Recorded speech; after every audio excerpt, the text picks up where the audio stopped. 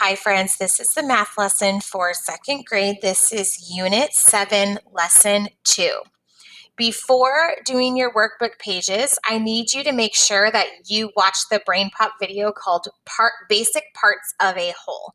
It is in Canvas, ready for you to watch, so you need to make sure you watch Basic Parts of a Whole, and then come back to this video and do your workbook pages. All right, if you are ready to do your workbook pages, you need pages 313 and 314 in front of you, as well as a pencil. So we are going to practice dividing shapes into different pieces. So we are going to practice with halves, which means 2, thirds, which means 3, and fourths, which means 4. So here we're going to have 2 equal parts, here we're going to have 3 equal parts, and here we're going to have 4 equal parts.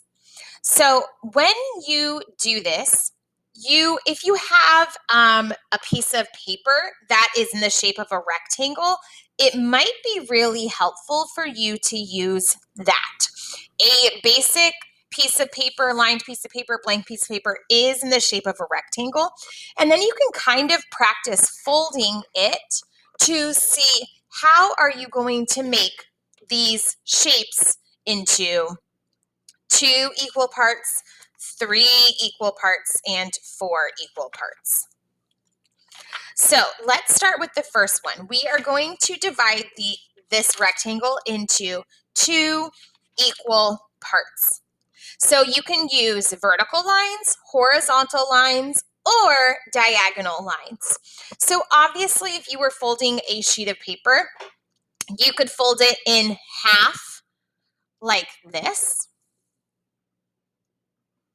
right? So the left side to the right side, or you can fold it in half from top to bottom, and it would look like this. So those are the first 2 basic ways. Now I want you to think, what other way could you fold a paper to make it half?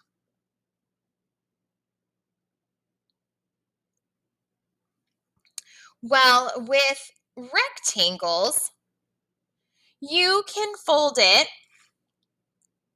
on the diagonal. Now, if you were to try that on your paper, it's not going to necessarily match up, but I know for sure that this side is the same size as this side. Does that make sense?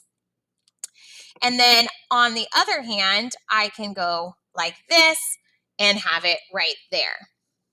So we have a vertical line, a horizontal line, and a diagonal line. Now the directions also say to shade half of each rectangle. So go ahead and shade half or one of the 2 parts in each rectangle. It does not matter which one you shade. And obviously it doesn't have to be a perfect shade either. You can kind of see mine's just like a little scribble. Okay, now for this one, we are going to actually not use these 2 because when you're making thirds, you can't fold them in thirds with diagonals. It just doesn't work. So for thirds or 3 equal parts, I want you to think back to these top 2 right here. How might you fold a rectangle to give you 3 equal parts? Think about that for a minute.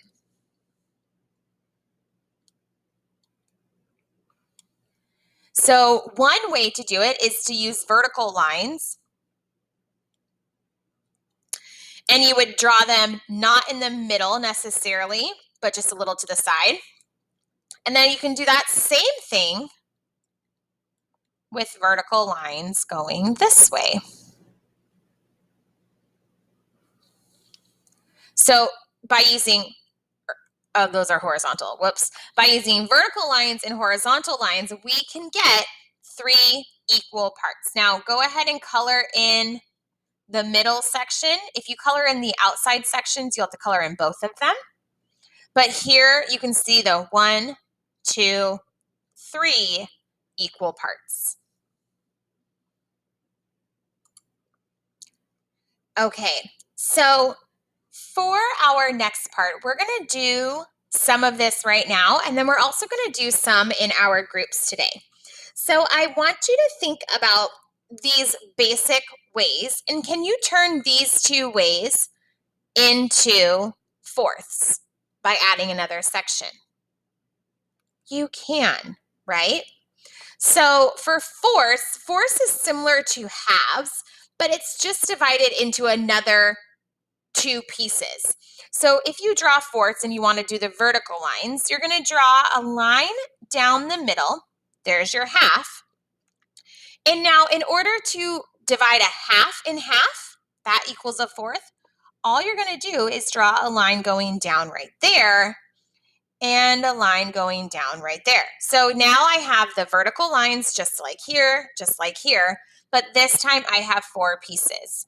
Go ahead and color in either the first and third or the second and fourth like I did. Oh, whoops, I'm sorry, I misread the instructions. You actually are only coloring in one section. Okay, so one section here, one section here, one section here. So you're gonna have 3 blank and 1 open. Now, or 1 colored in. Blah.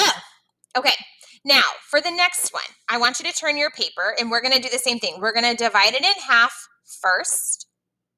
And then I'm going to do the same thing I did on that last one, and I'm gonna divide the half in half to make 4. So then I have 1, 2, 3, 4. And you can go ahead and color in one of these teeny tiny rectangles. All right, now what we are going to do is we are going to use this up here to help us figure out our next one. So we know that if we did a diagonal line here, we got 2 pieces. So let's do that on this next one. One diagonal line. Mine's a little curved. Now, if I took these 2 pieces and divided them in half, just like I've done with these, what would happen? Let's see. Do another diagonal line. Now you have 4 equal pieces. They look different. These 2 are a little longer and these 2 are a little taller, but they are actually taking up the same space. So there is another one. So go ahead and color in that. Now, our last one that we're going to do on this video is we are going to take the horizontal lines and the vertical lines, and we're going to combine them. So we're going to basically take this half and combine them. So here is my vertical line. So here are my halves. And now I'm going to divide each of my halves in half. However, I'm going to do it with a horizontal line. So I'm going to go like this. Did I make 4 equal parts? Yes, we did, right? 4 equal parts, color 1 in. So like I said, we are going to do these last bottom 4 in our groups today. So make sure that you are thinking what might be another way to divide things into fourths. All right, let's turn the page. Now we are working with squares. Squares are similar to rectangles, but they are a little different. While we are doing these squares, think about what you did on the rectangles, and it will probably help you. So let's look here. We did vertical, horizontal, diagonal, diagonal. Let's see if that would work with a square. So we're making 2 equal shares. So that tells me I need 2 parts. So if I do vertical, does it work? Yes, it does. If I do horizontal, does it work? Yep. What about diagonals? Let's try it. Do those look the same? You bet. And the other diagonal. So very similar when it comes to halves for squares and rectangles. Don't forget to color in half of each square. And it should look something like that when you are done. All right, let's check out what we did for thirds in our squares. We did 2 vertical lines and 2 horizontal lines. Let's see if that works. So I can draw 2 careful vertical lines, and I have 1, 2, 3 parts. And then I can draw 2 horizontal lines, and I have 1, 2, 3 equal parts. Now, just like our rectangles, there are only 2 ways to do it on a square. So we're going to put an X through both of those. All right, we are getting close to the end of our lesson. Please stick with it. For number 6, we are going to divide into 4 equal shares. We are going to start off by doing the same 4 that we did right here. So take some time right now and do that.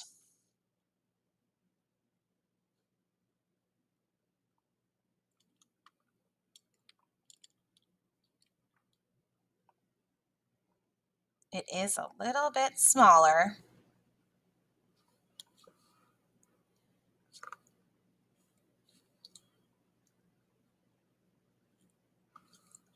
Don't forget to color in 1/4 out of every 4.